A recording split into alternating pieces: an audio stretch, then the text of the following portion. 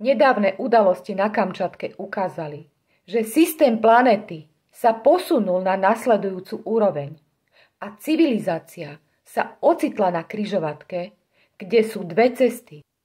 Prvou je cesta popierania a zbabelosti. Cesta tých, ktorí sa tvária, že sa nič nedeje. Len aby neprišli o stoličku, biznis alebo ilúziu stability. Toto je cesta rozpadu miest, zániku štátov a globálnej civilizácie. Po tejto ceste nás už 10 ročia vedú skorumpovaní odborníci, vreckoví znalci a politickí klauni. Druhá cesta je cesta rozumu a odvahy. Cesta tých, ktorí sa neboja pravdy a sú pripravení konať. Je to cesta tých, ktorí pochopili, že už nemôžeme čakať.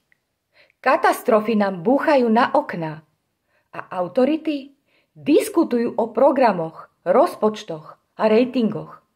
Veda už všetko dokázala. Všetko je tu stanovené.